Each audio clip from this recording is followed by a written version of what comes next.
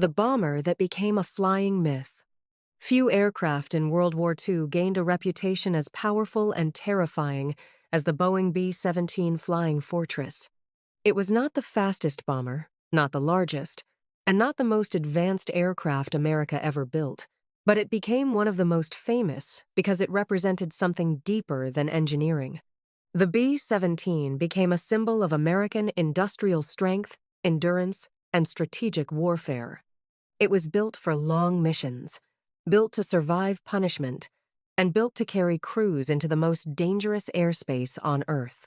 To the men inside it, the B-17 was not a legend. It was their workplace, their home, and often their coffin.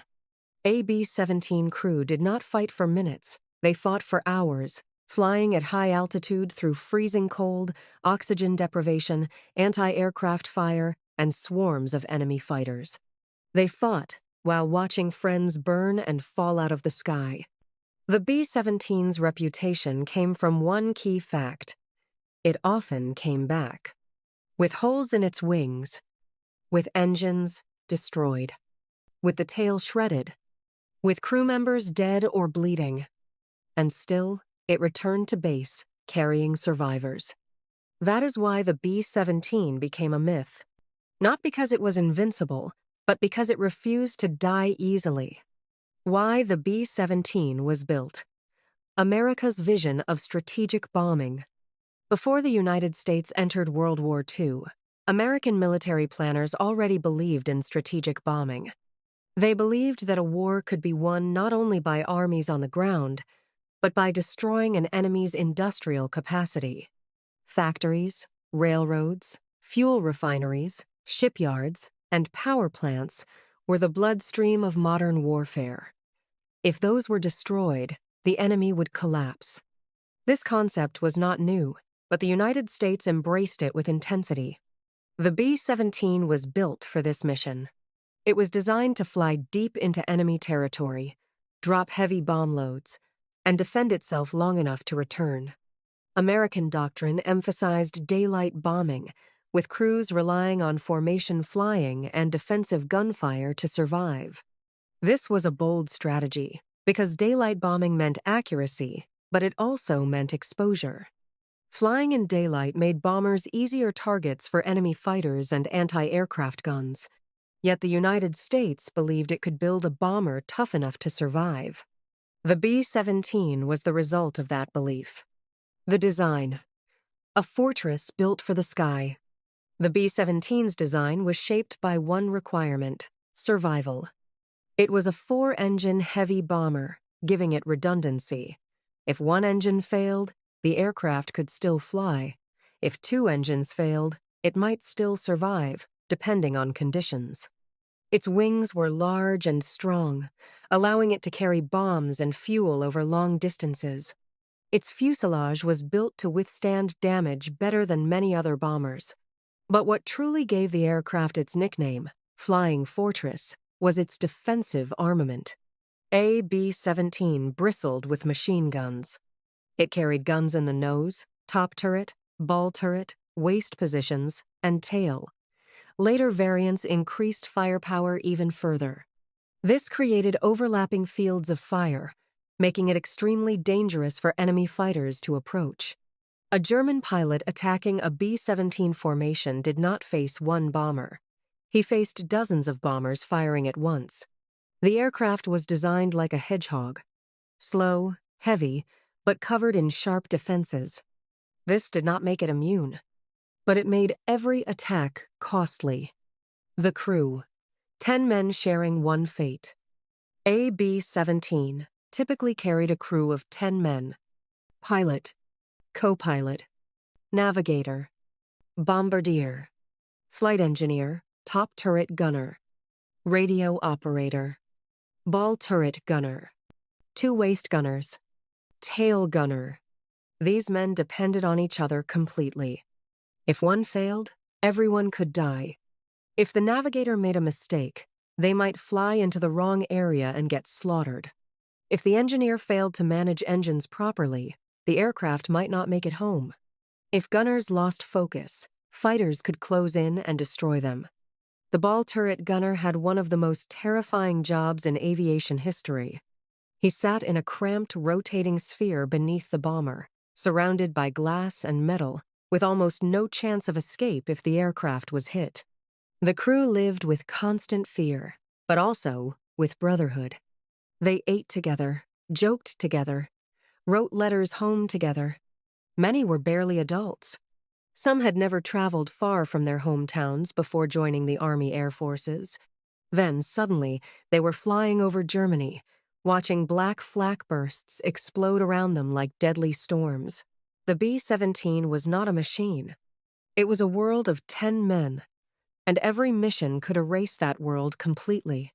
High-altitude hell, the environment that killed quietly.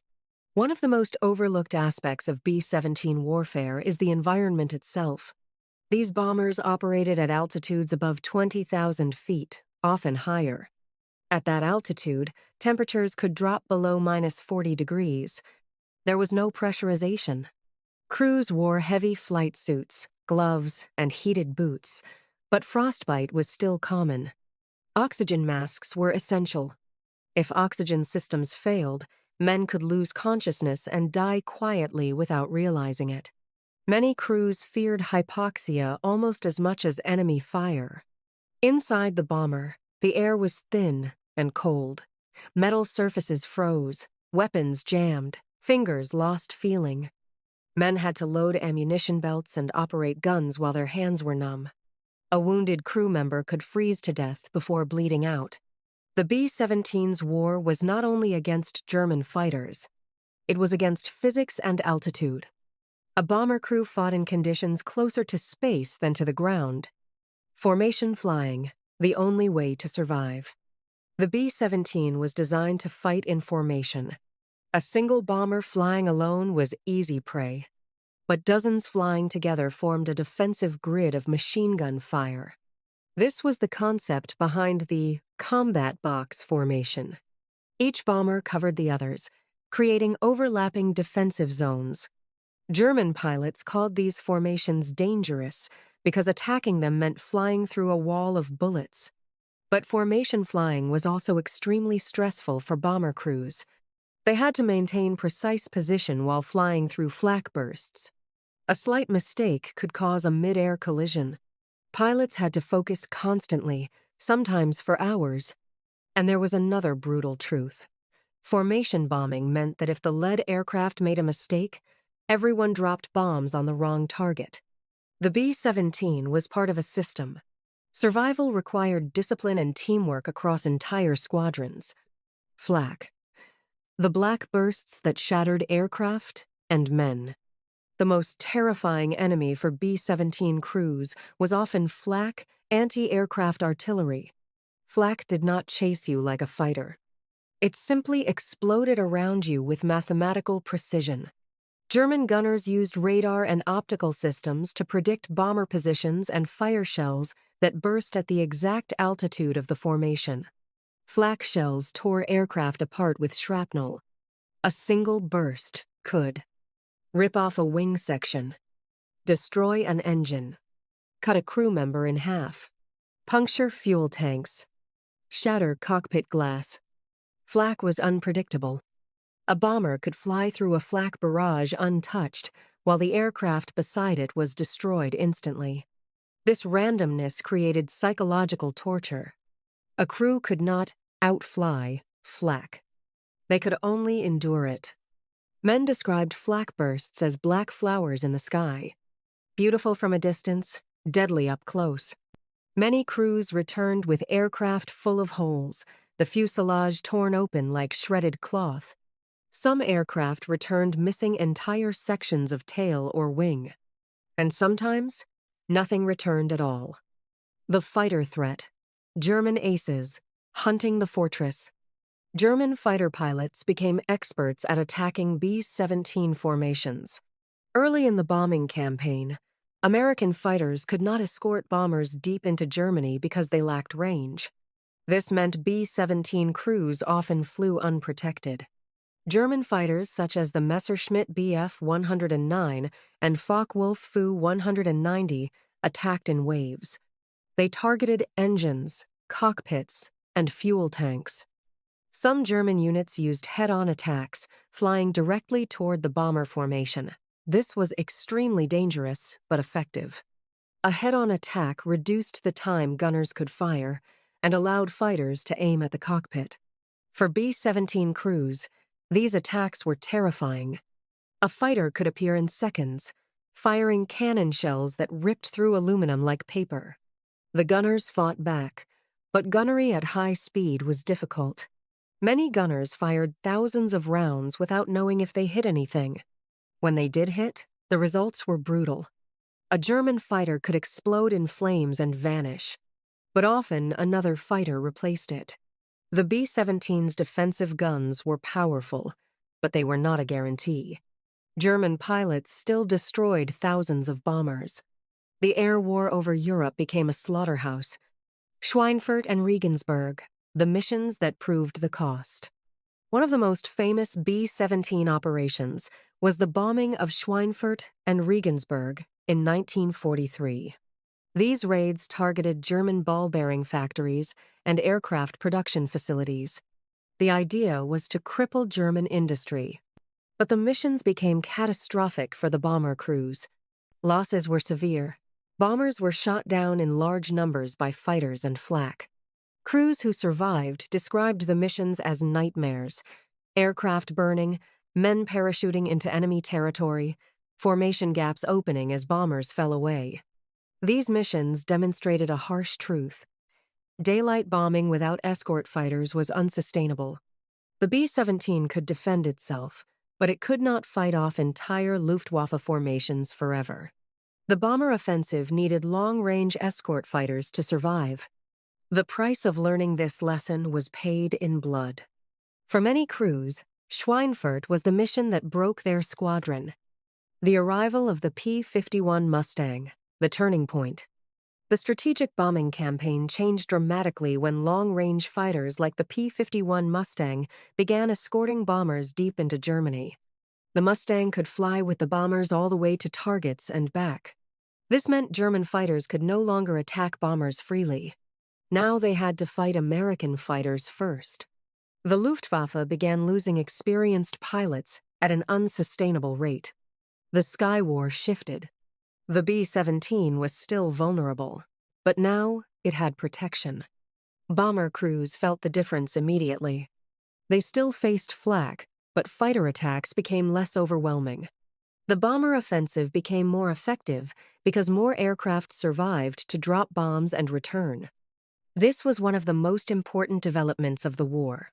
It was not the B-17 alone that crushed German industry. It was the combination of bombers and escorts, working as a system. The Flying Fortress was finally operating the way American planners had hoped. Precision bombing. The myth and the reality. American doctrine emphasized precision bombing, the idea that bombers could destroy specific targets with accuracy. In practice, this was extremely difficult. Weather, smoke, flak, and stress often reduced accuracy. Bombers had to fly straight and level during bombing runs, making them perfect targets for flak. Bombardiers used the Norden bomb sight, a device famous for its promise of precision. But even with the Norden sight, real combat conditions reduced effectiveness. Many bombs missed their targets. Civilian areas were often hit unintentionally. Still, compared to night bombing, daylight raids offered better potential accuracy. And over time, the constant bombing campaign did degrade German industry and infrastructure. Railways, fuel production, and factories were hit repeatedly. The B-17 became the main instrument of this relentless pressure. The human cost, the most dangerous job in America's war. Flying in a B-17 crew was statistically one of the most dangerous jobs in the U.S. military. Early in the bombing campaign, the chances of completing a full tour of missions were terrifyingly low. Crews counted missions like prisoners count days. They marked them on calendars. They lived in constant anticipation of the next flight. Some men developed rituals for luck. Some prayed. Some drank heavily. Some became emotionally numb. A bomber crew could lose friends every week. They watched aircraft explode. They watched parachutes open, then be fired on from the ground. They watched men trapped in burning planes. And still, they climbed into the bomber again. This is why the B-17 story is not only a story of technology, it is a story of endurance. These crews were not superhuman. They were ordinary men forced to accept extraordinary risk. Captured crews. The fate worse than death for some. Not every crew died in the sky. Many were shot down and captured. A B-17 hit by fighters might lose an engine, then another, then begin falling out of formation. The pilot would order bailout.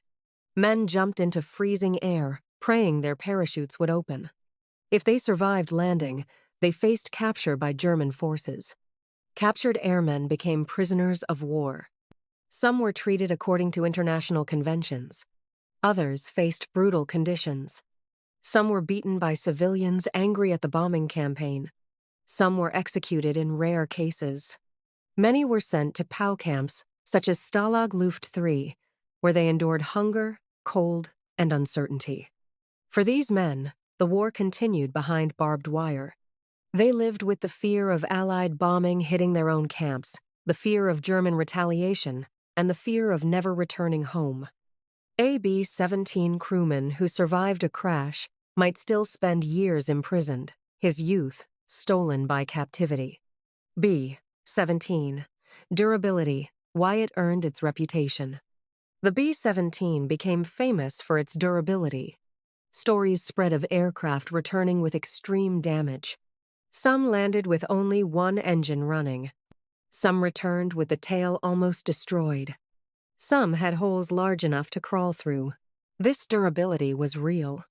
The aircraft's structure and redundant systems gave it a better chance of survival than many other bombers. It could absorb punishment and still fly. This mattered not only physically, but psychologically. Crews trusted the B-17 more than many aircraft. Trust matters when you are flying into enemy fire. If a crew believed their aircraft could bring them home, they fought harder. The B-17's reputation as a survivor became a morale weapon. It kept men climbing aboard even when they knew the odds were brutal. Famous B-17 stories, the aircraft that refused to fall. The B-17 produced countless stories of survival that became part of wartime legend. There were bombers that collided with other aircraft and still landed. Bombers that lost sections of wing and still returned. Bombers that were hit by flak, their fuselage torn open, yet the pilot managed to bring the crew home. Some aircraft became famous as ghost planes, returning to base with dead crew members still strapped in their positions. Other bombers became symbols for entire squadrons, aircraft that survived multiple missions and carried the reputation of being lucky. These stories were not propaganda inventions. They reflected the strange reality of aerial warfare, where physics and luck sometimes allowed miracles. But for every miracle aircraft, dozens were destroyed completely. The B-17's legend exists partly because survivors lived to tell the story. The dead did not. The B-17 and the destruction of Germany's war economy. By 1944 and 1945, the strategic bombing campaign reached full intensity. Thousands of bombers struck German targets repeatedly. Oil refineries became priority targets because fuel was Germany's lifeblood. Without fuel, tanks could not move, aircraft could not fly, and supply trucks could not deliver. Rail networks were destroyed, making logistics collapse. Factories were damaged, forcing Germany to disperse production. Airfields were bombed, limiting Luftwaffe operations. The B-17 was a key part of this system. It did not win the war alone, but it weakened Germany's ability to fight.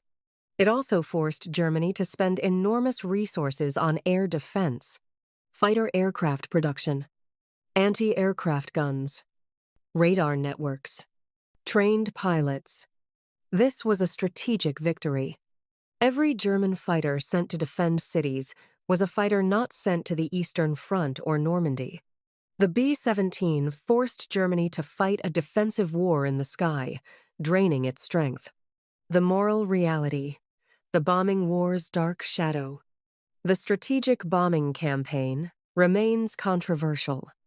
Bombing destroyed military targets, but it also caused civilian casualties. German cities suffered massive destruction.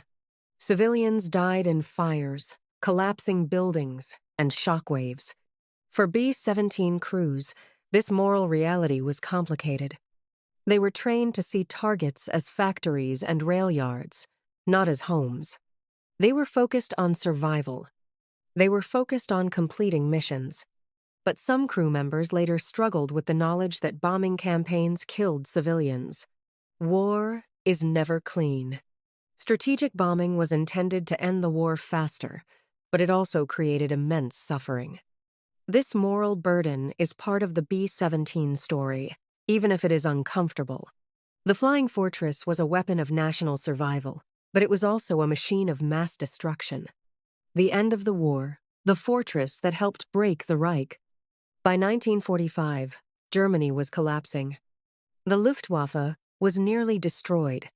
Fuel shortages crippled military operations. Cities lay in ruins.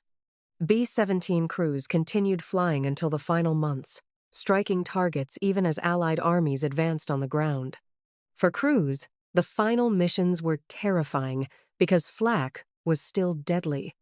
Even if Germany was losing, anti-aircraft gunners could still kill. Many men died close to victory. And when the war ended, bomber crews returned home carrying memories that never faded. They remembered the sight of burning aircraft falling through clouds. They remembered men screaming over intercom systems. They remembered friends who never returned from missions. Victory did not erase those images. Legacy. Why the B-17 became an American icon. The B-17 became iconic because it represented the American air war in Europe. It was photographed endlessly. It appeared in propaganda posters and newspapers. Its name, Flying Fortress, sounded like something unstoppable. But its true legacy is built on the men who flew it. The B-17 did not become famous because it was comfortable or safe. It became famous because thousands of crews climbed into it repeatedly, knowing the odds, and still went. It became famous because it represented industrial warfare. Mass production, mass missions, mass sacrifice. It also became famous because it survived in stories. The image of a battered B-17 limping home became a symbol of endurance under fire. Conclusion. The fortress was steel, but the strength was human. The Boeing B-17 Flying Fortress was one of the most important aircraft of World War II. It carried America's bombing war into the heart of Nazi Germany. It helped destroy industrial production, weaken the Luftwaffe, and break the Reich's ability to continue fighting. Its defensive guns and tough design allowed it to survive damage that would destroy other aircraft. But the B-17's true power was not its engines or guns. It was the 10 men inside.